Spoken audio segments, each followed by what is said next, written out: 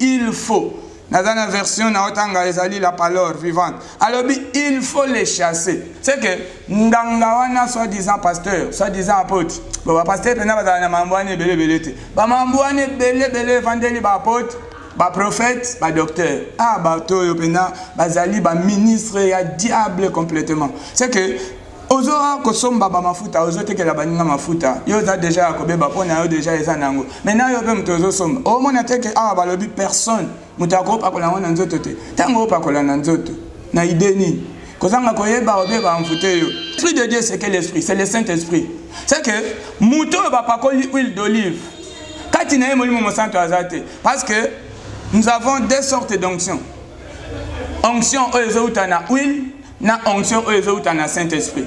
Onction uti na huile, eza ba onction abato akala ya Ancien Testament. OK, merci de partout vos ité en Kolanda biso, eza toujours émission na yo détaché les. Et puis ça na l'homme de Dieu le pasteur Jean-Paul Njate Wemba je crois. Oza na YouTube kaka ningo beta qui la fois passé la Joie du Ciel TV. C'est peut-être mbala liboso Kolanda biso émission eza détaché les. Il a qu'ici fungola ye.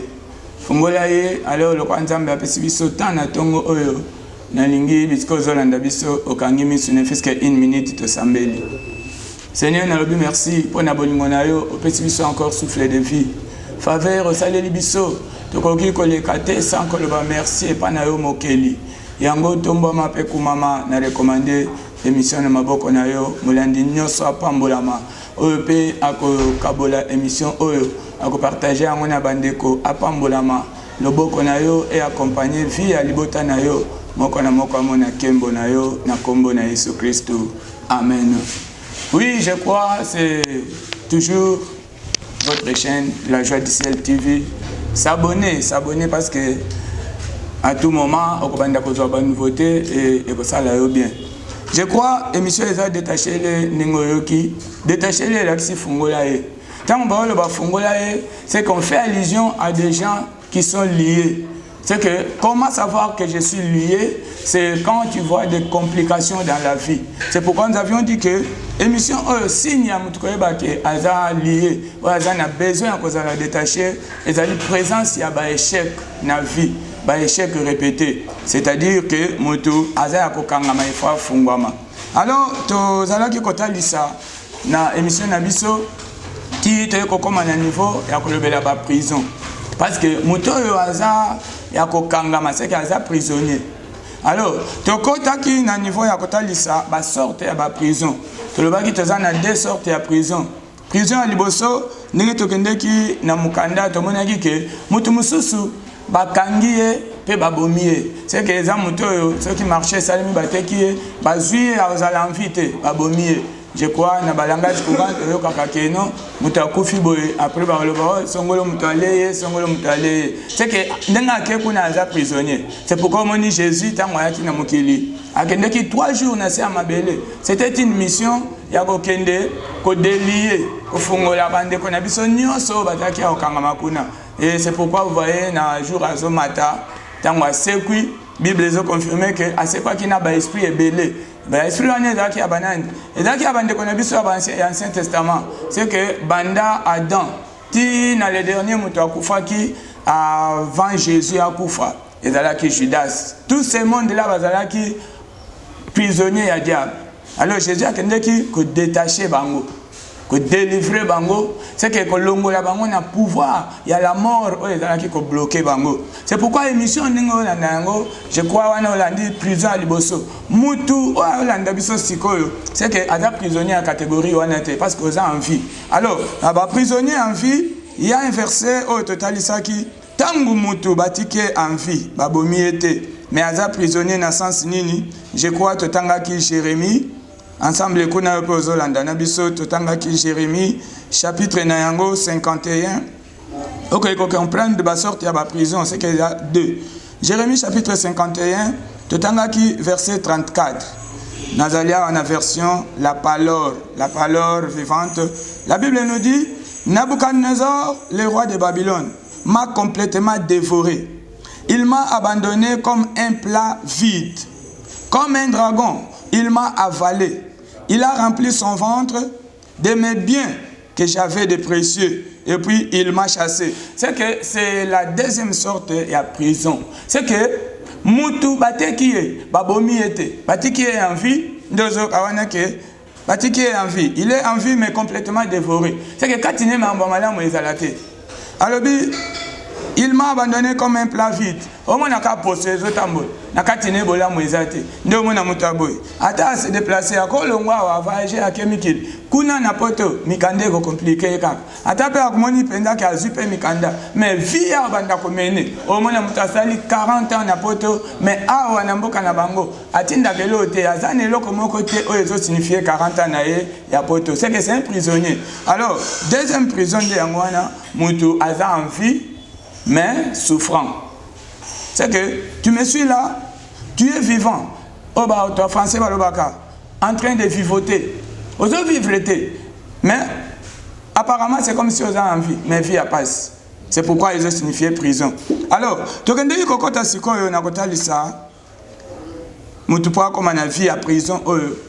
Et ça, la prison, mon coeur, liboso. Ils ont source. Il y a Moutou. Nde total ça qui prison yango et la prison oyo Moutou a ko servir Nzambe te parce que Bible lobi na Proverbe chapitre 3 le verset 9 a lobi honorer l'Éternel avec tous tes biens et ça sera la santé pour tes muscles, ça sera une bénédiction pour ta vie. C'est que tant Moutou ça le Nzambe na kati ya soloté, c'est déjà un prisonnier. C'est pourquoi Zomona tozana modèle moko ya prison oyo to bandi ya ebandeli oyo eza bazo enfermé basali ya Nzambe. Mutu azala peut-être na Bible na maboko croyant qu'il sert Dieu, or en réalité c'est un prisonnier. C'est pourquoi peut-être aux biso kaka lelo beta la joie du ciel TV na YouTube émission détachée les oko découvrir ba émission passée oyo to dalaki kotalisa comment Moutakoz a la Bible na maboko mais prisonnier. C'est pourquoi total sagike verset moko tozotanga pona ko signifier enseignement wana potokoma na niveau tokomi lelo tozali na 2 Corinthiens je crois ensemble na biso pe ozosimba tozotanga 2 Corinthiens tozana chapitre na yango 3, le verset 15. Le verset 15, la Bible nous dit, en effet, jusqu'à aujourd'hui, quand on lit Moïse, un voile couvre le cœur, mais dès que les cœurs se convertissent au Seigneur, le voile est ôté. Alors, c'est le verset base, clé, au total, ça qui sort de la prison. Alors, on comprend que dans le verset, c'est comme si on opposait Jésus à Moïse. Or, ça, dans la profondeur, Jésus a Nzambe. Mais tant qu'on est dans Mokili, nous la moine a babengé Moussali Nzambe. Moïse a Moussali Nzambe. A qui mission? Oh, Jésus a tinda qui est dans le temps wana Jésus a abandaki ko voilé comboné à Jésus abandaki ko bimisaka comboné à Éternel a tinda qui Moïse quoi serviteur na. Mais quand tu lis le verset tu vois que on est en train d'opposer Moïse à Jésus.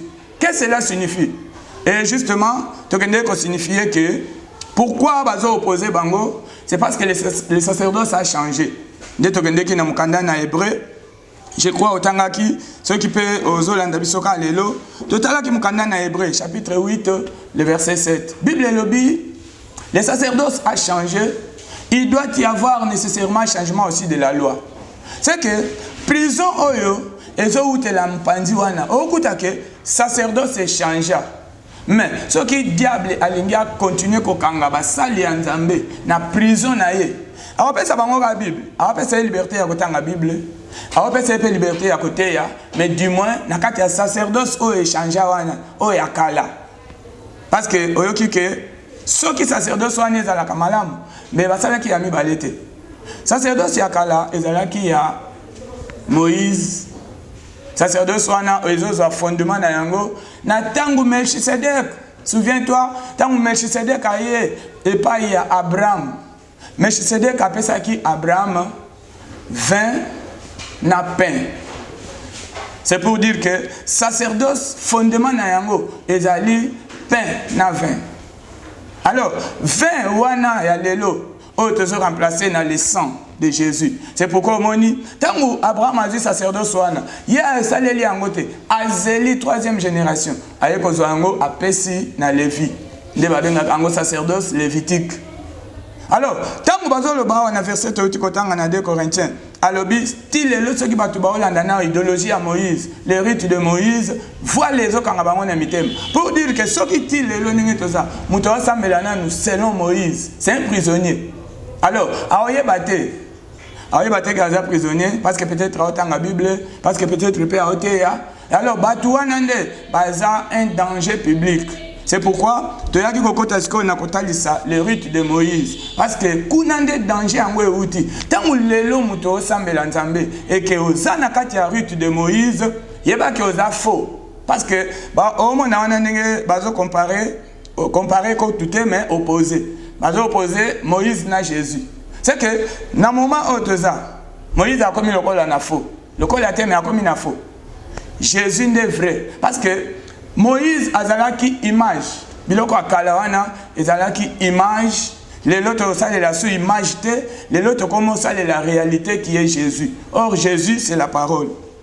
Nde to kende ko talisa ke ba prisonnier oyo ya Lévitique o ba to ça la sacerdoce lévitique balanda ka rite de Moïse. Nde to ko ko détailler les rites de Moïse. To talisa ke ya liboso Moïse pour mutoa comme musali nzambe nzambe ebisaki ye salela batu wana bilamba apona ki catégorie moko ya batu c'est que azaki Aaron na bana nae le reste ya Israël baza à part azu Aaron na bana nae nde apesa ki bango sacerdoce. C'est pourquoi le baki ke mutu nyonso oyo ya libota ya Aaron tango azu kokoma pona kokota na sacerdoce il faut d'abord Moïse asalela ye bilamba o babengaka les habits, les vêtements sacrés, les habits sacerdotaux. Habits wana sacerdotaux te expliquera ki yango ezalaka complet. Moi chapeau ya libanda ya likolo nzambala nakati sengle nango eza sous-vêtement nango pe ezali chaussette nango pe eza. C'est que ça qui habit complet. Pour dire que tant mwana ya Aaron, to Aaron a okota na musalo pour amata na kotumba mbeka il faut azala habillé. Alors nakende ko talisa ke biso lelo parce que to kende en comparant direct na comparaison ce qui est pas na Moïse ba ebisa ke na Deutéronome na Exode chapitre 28 le verset 3 le verset 2 à 3 ba ebisa ke salela ka Aaron bana ne bilamba biso lelo to lata bilamba te. Nous mona opposition au bazo opposé Moïse na Jésus. Jésus a opé sa mutu banzambalate. Tu connais kotala ke biso na Nouveau Testament na Romains chapitre 13 le verset 14 aloba ki biso to kozala revêtu na bilamba wana banzambalate mais biso to kola attendre Jésus. C'est que lelo ce qui mutu ensemble et que olé alata Jésus mais alati banzambala pour dire que ndenge ka ozo ka 2 Corinthiens wana azo opposé bango c'est que d'office muto azana banzambala kati ne molimo na nzambe azalati parce que ye bakopa koler mafuta. Or muto azo revêtir Jésus bakopa koler mafuta te mais bakopa koler molimo musante. Au moins la différence wana c'est une opposition o ezo sala ke lelo mutu azana Bible na maboko mais na nzambala na nzoto croyant qu'il a osale la Jésus or a osale la diable. Parce que déjà au moment où il a mis na motema. D'ailleurs dans verset 0 clair que tant que se convertir à l'ongoli sacerdoce wana ya Aaron a commis na sacerdoce royal au bisotoza. C'est que deux sortes wana sacerdoce toza na lévitique au ils a s'opposer na royal. Alors tu connais ko talisa siko que mutu tangu aolata Jésus d'office molimo na nzambe kozala likolo na ye mutu wana bapakola ke mafuta ya onction te mutu wana bapakola ka ye onction ya Saint-Esprit. Onction ya Saint-Esprit eza na kati ya ba huile te. Et d'ailleurs ba huile o ba salela lelo yango te nde ezalaki nzambe apesaka. Nzambe apesaki Moïse Babiloko, je crois que tu peux ça verset. Et si quand il y a un côté là, comment bazako composer huile d'olive, huile d'onction plutôt. Les alibes aromates belé et sangani et puis na huile d'olive pèse en akat. Mais les lots on a comme tu as dit huile d'olive, abandi ko sopela moi na batu, agape ya aronté. C'est que déjà à côté c'est un sacerdoce musus o est différent d'un sacerdoce à Jésus. Parce que kuna est un monde secret. Occultisme est outil na secret. C'est que quand on parle du secret, batu ana bazana ba réalité belé. Or, moutaza na Saint-Esprit, secret exalté. Parce que tout ce qu'il dit, c'est le Saint-Esprit qui le révèle. Ndo mona tangu toye kokota kotalisa makambo ya mafuta. Totalisi que Moïse pour asaleli muto elamba, il faut se croire dans mafuta sopelae. Des Bible le bac. Or, mafuta wana toke kotala balobi ke mafuta wana ba pakola yango na nzoto te. Et d'ailleurs, ezalaki pona Aaron na bana na ye. Lelo tolobi ke tangu mutu akokoma mosali ya Nzambe, ba pakola ye mafuta te, ba pakola ye molimo mosantu. Molimo mosantu ba ko imposer kaka main. Je crois totanga ki ba verset belé. Soko betika la joie du ciel TV, émission détachée les prisons sataniques.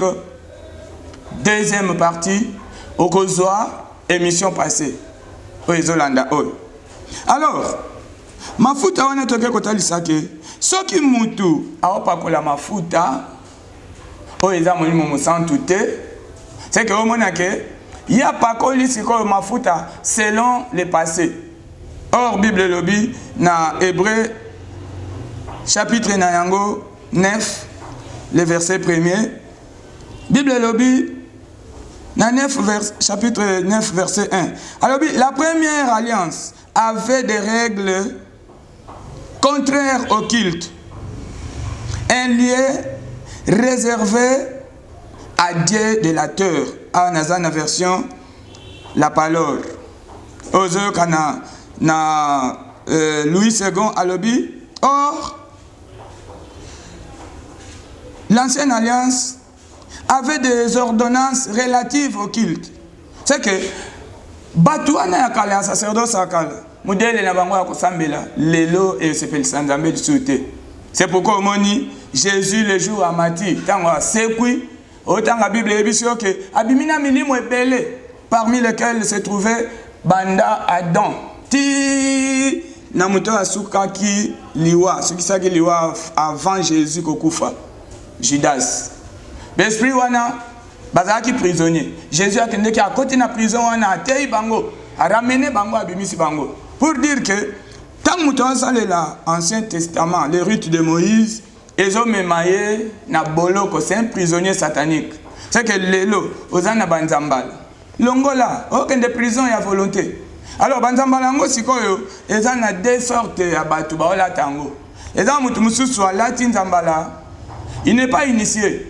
Mais Aouti peut-être pas pasteur moko azaki initié abandai kolata banzambala. Ayebi le pourquoi alata kango. Siko oyo azana no initié te atomboki alongwe pa pasteur wana asombi ma tam-tam, asombi ma drum, asombi ma clavier, ma boy na boy. Abandi ko futama quelques personnes mbongo babandi église.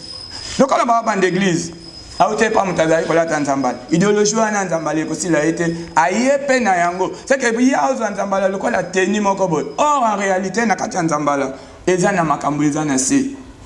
C'est pourquoi batu ya bongo c'est un prisonnier innocent. Inconscient. Oko tapé na moto kaka inconsciemment bongo parce que Romain a lobby tous ceux qui ont péché sans connaître la loi périront aussi sans la loi. Loi est qu'on frappe yo aveuglement parce que yé mon ayote pour yo pe mon angote. Romains chapitre 2 le verset 12 alobi bongo. Oh azo sala likambu sans koyeba aobeba peka sans koyeba. Ozana raison te ko pe sanzambe que non moni na yeba kite parce que papa nanga alataki yango yango ngape na latino. Biso moto akoti biso na musalo ya nzambe eza l'apôtre le oin de Dieu Aïdi Nabala. Aïdi Nabala tango a koti sibiso assemblée pour na biso te komi ba pasteur to moni nzambala moko ala ti sibiso te to moni mafuta moko apakoli biso apparemment boyete kaka imposition des mains ndenge to tangi la ki o ba verset et belé comment ba rola ka mutu na musala nzambe Je crois, Totangaki Acte, chapitre 13, le verset 2. Totangaki Acte, chapitre 6, le verset 5 à 6. Totangaki Acte, chapitre 8, le verset 16 à 18. Et c'est tellement ébélé, comment va venir qu'on relie à Batou. Nous sommes en Zambie. Nde Aïdi Nabala, tango ache biso maboko. Nga ache nga maboko bu, mbala moko atindinga. Na lungwe Kinshasa. Na ke musala en Zambie. Pena tamboli. Mokili oyo presque, na côté à évangile. Nzambe azo bikisa batu, Nzambe azo sa makambo ya minene oya osala sans kopakola mutu mafuta, sans kolatisa ye nzambala. Je crois na verset oyo etali ya mafuta po tosukisa mpe na oyo tozoloba tokota na ya lelo. Verset ya mafuta totangaki na Exode chapitre 30 oza ensemble na biso parce que na olinga mutu a comprendre. Bon, eza vie oyo risqué na yango lifelomba moko. Chapitre 30, le verset 30. Totanga eska mafuta alobi. Tu verseras cette huile sur Aaron et ses fils. Et tu les consacreras pour qu'ils me servent comme prêtres. Mutu pa comme prêtre, na tango wana d'abord il faut baye baza na libotani ya Aaron. Oh, ndengo yoki Bible alobi. Jésus tozana ele lo uti na libota ya Aaron. C'est que ça directement changement wana sacerdoce. 31. Ensuite, tu diras aux Israélites, voici l'huile de consécration.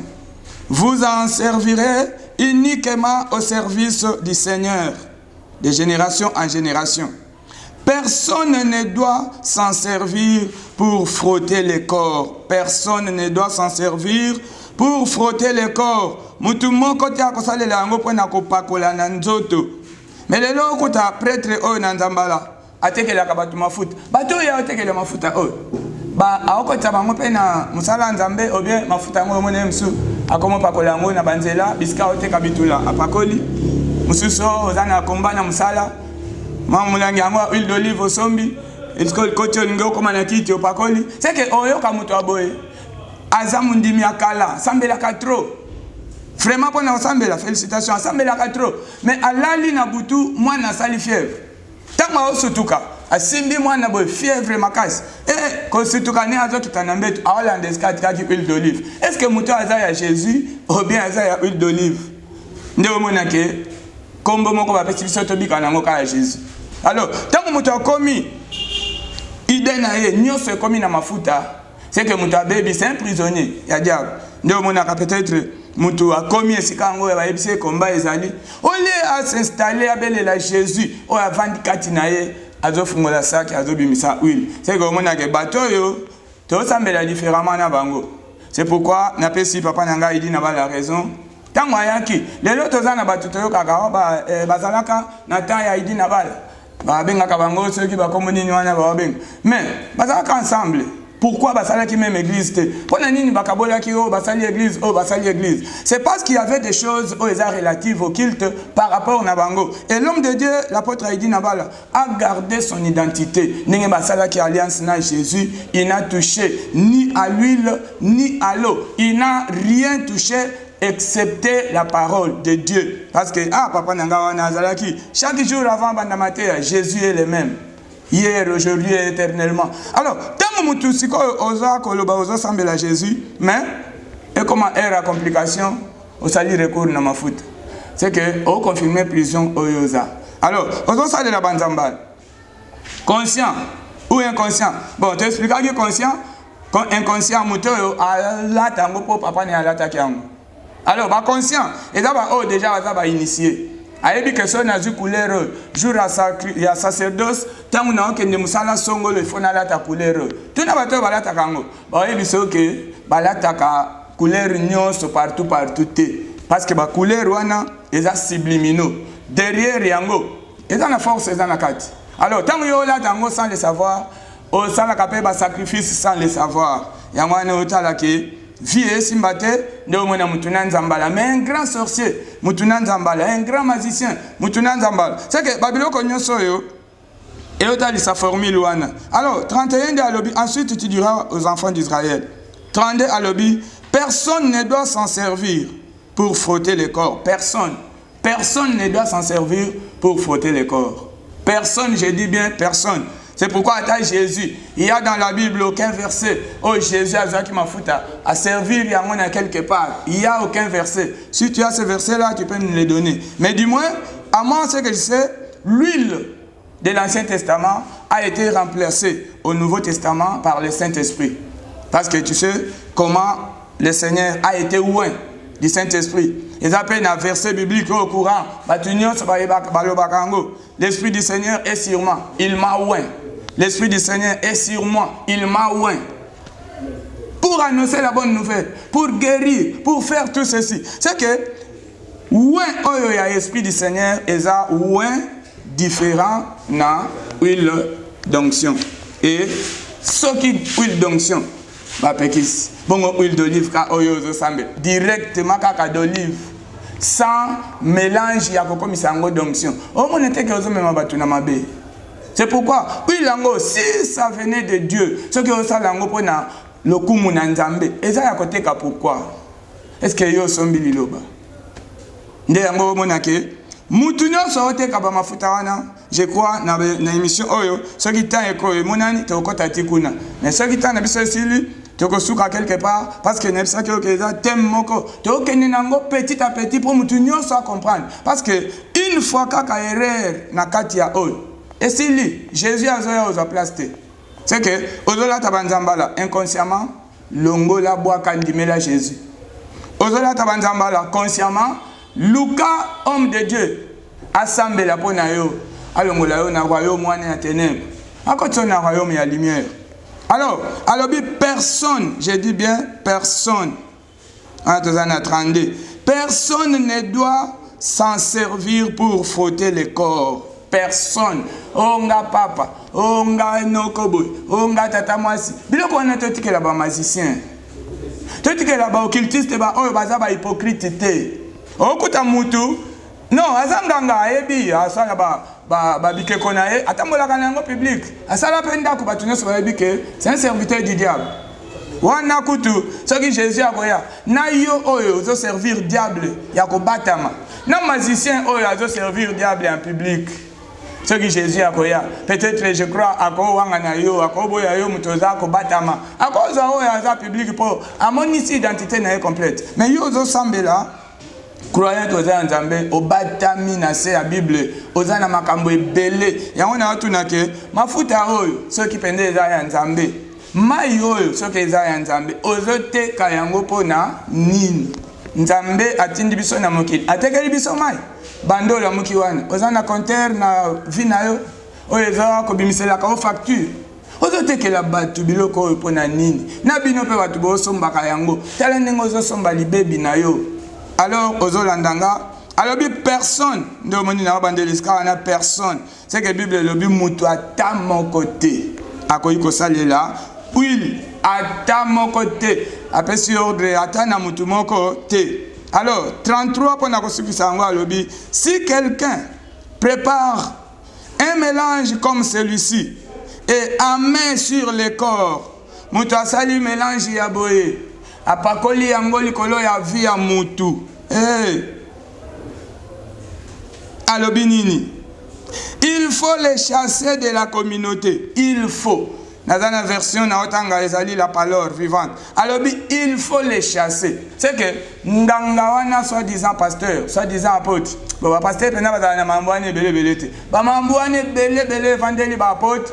Ba prophète, ba docteur. Ah, ba toyo pena, bazali, ba ministre, ya diable complètement. C'est que, ozora kosomba ba mafuta, ozote ke la baninga mafuta. Yo za déjà akobe ba pona yo déjà eza nango. Maintenant yo pe mtozo somba. O mona teke ah ba lobi personne. Mutako pa kola wana nzoto te. Tango pa kola na nzoto. Na ideni. Kozanga koyeba obe ba mfute yo. C'est pourquoi bien aimé na za kotalisa yo ke pratique wana eza nzambe te. Pratique wana eza nzambe te. Car la Bible nous dit na Job. Nous allons tout ensemble. Job chapitre 38. Le verset 8. Tobandata na verset 8.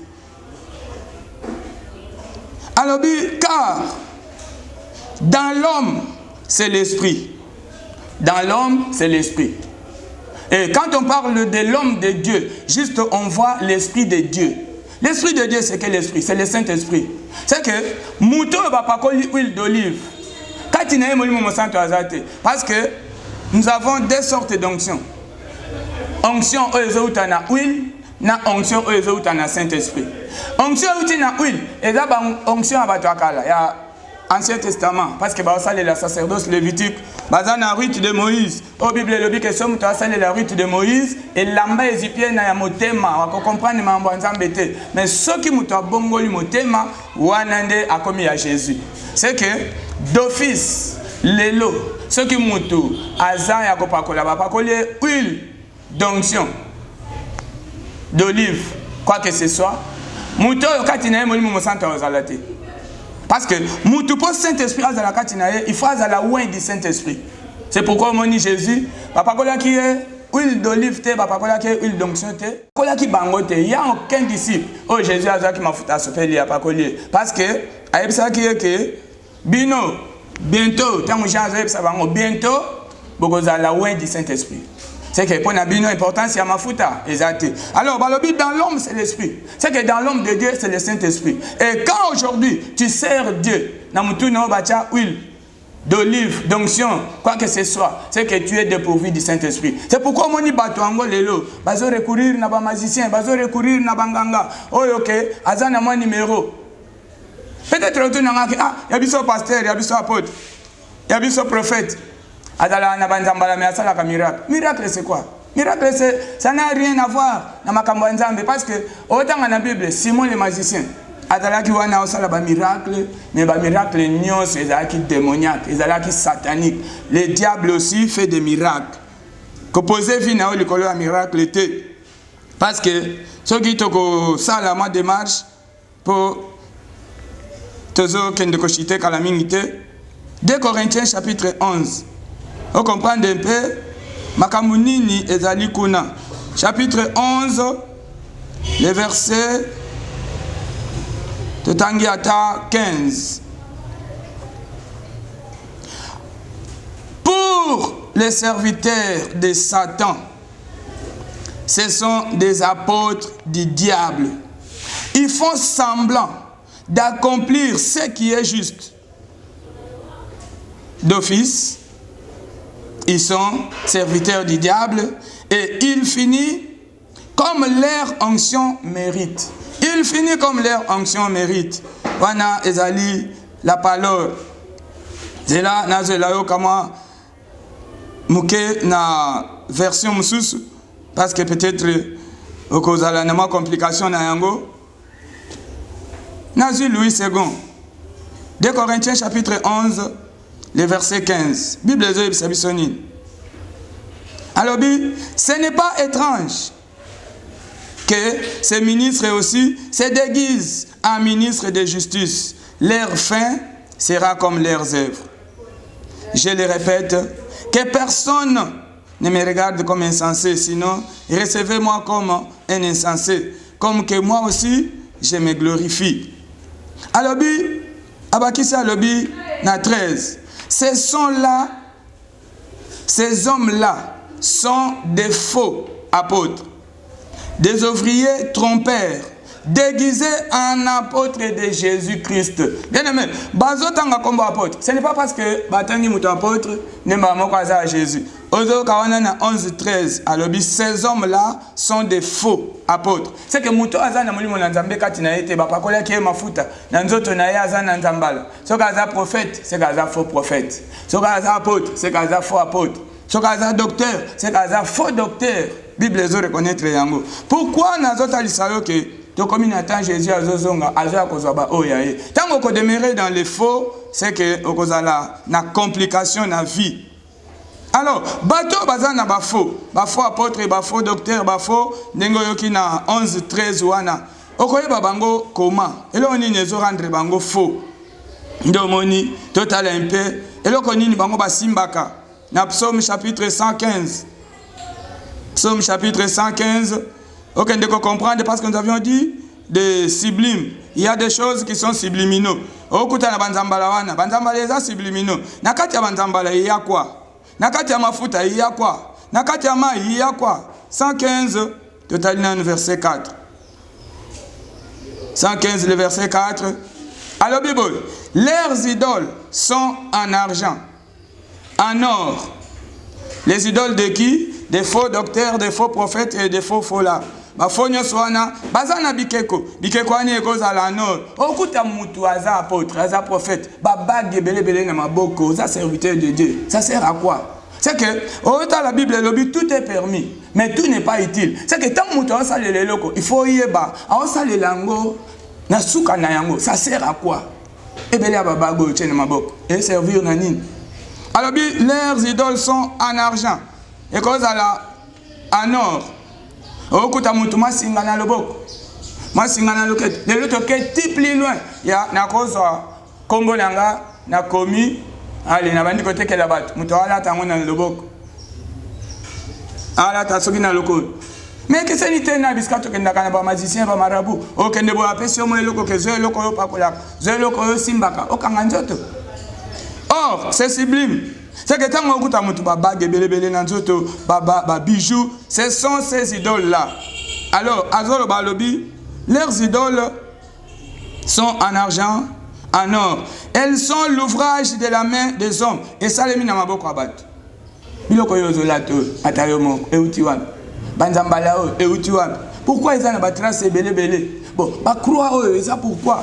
Est-ce que l'élo Jésus te ressemble? Azaka na croix l'élo? Non, Jésus a su na croix te alonga na croix. Mais ils ont présenté Jésus à croix. C'est quelle sorte de Jésus? C'est que ezana ba Jésus oyo croix wana ezola kisa. Croix Jésus a le bakité parce que goya peut-être un verset que Jésus a le baki quiconque me suit doit porter sa croix. La croix que le Seigneur a dit est juste l'amour parce que l'amour est ali na deux traits. Omoni trait croix ligne à liboso utakalikolo ezokit.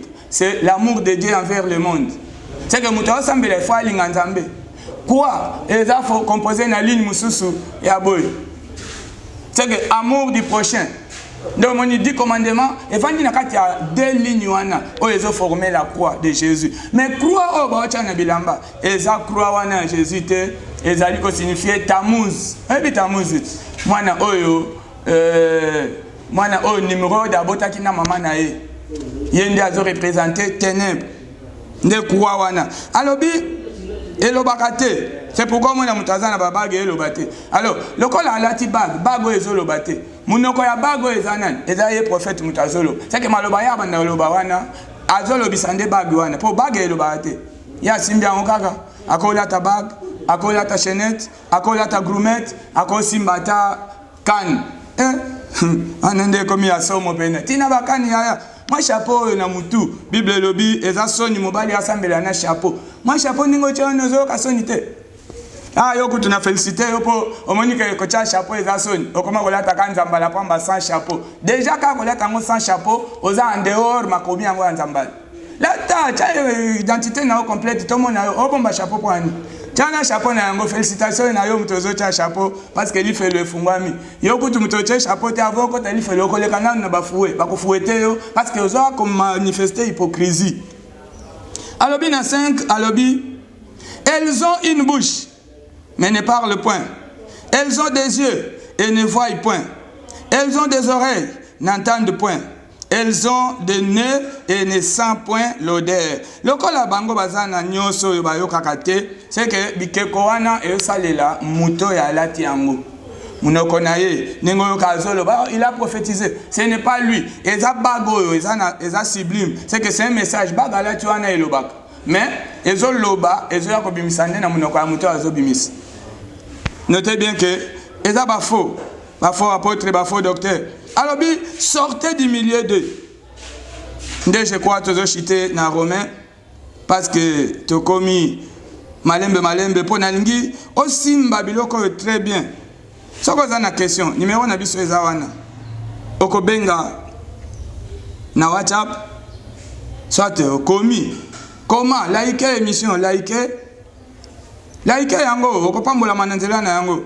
Ata mtozola tanzambala ko silikana biso lo batete otanga nde oyo komami laike kaka sepela nango ata ko rezo sepelison na motema te mais lokolo za hypocrite chapeau zo chate na mona penza mbala yango za ba chaussette nango te est-ce que chaussette la te za nzambala ata yo mo te que souci Alors, laïke émission, tozana Romains chapitre 8, tozotanga verset Asuka 14. Je crois les lois un peu tokosuke la wana. Chapitre 8, verset 14. Alors, car tous ceux qui sont conduits par Esprit de Dieu sont fils de Dieu. Tous ceux qui sont conduits par Esprit de Dieu sont fils de Dieu. Esprit de Dieu, tozango, kaka les jours où ils ont dit mais là. Bacheo maboko, aussi baptême, aussi esprit de Dieu. Et là, pendant que nous azina nous baptême, azu pas esprit de Dieu avant, après à cause du baptême. Ozan nzambala, c'est que ozan esprit de Dieu te ozan de na huile. Mafuta nde za likolo na yo ya olive.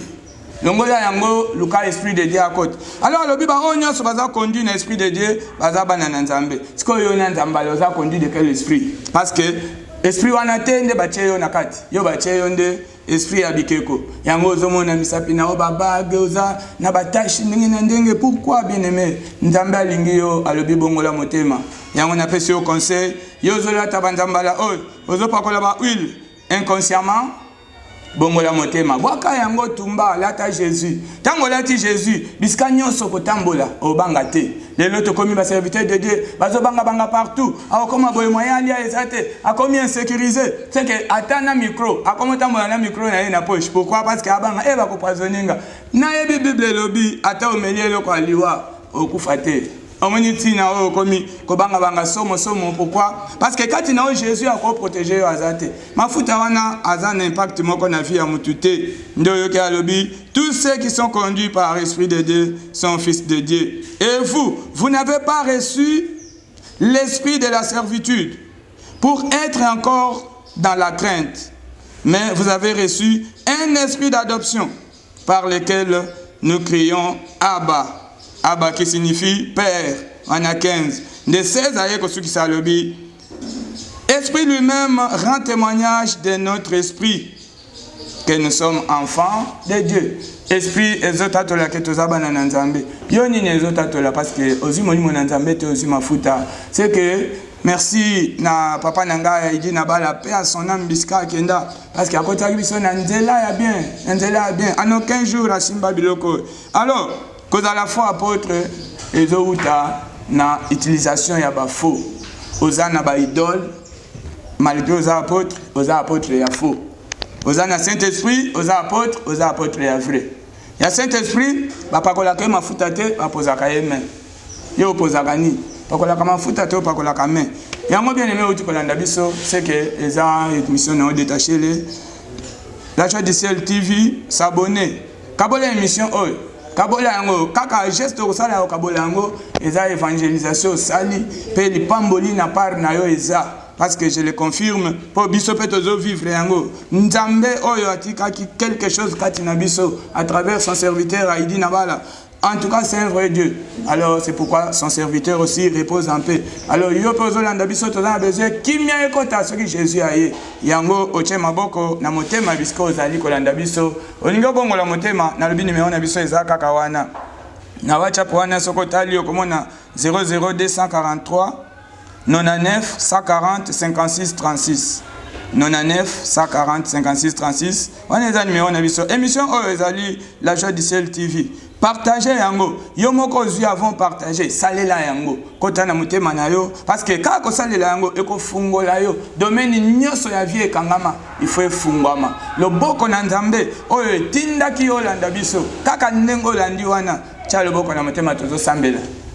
Et le connaissance dans la motema yebisa nzambe ka na minute autant biso to sambela connexion à Saint-Esprit ezali parce que biso to pakola mi mafuta ya olive te mafuta ya olive ezali limité ata nemba pakola o yango wana jour wana ka ndengo kende ko sukola elongo ayo eza tuté. Or Bible lobi na 1 Jean lobi pour vous l'esprit de Dieu qui vous a oint c'est que cette onction là demeure.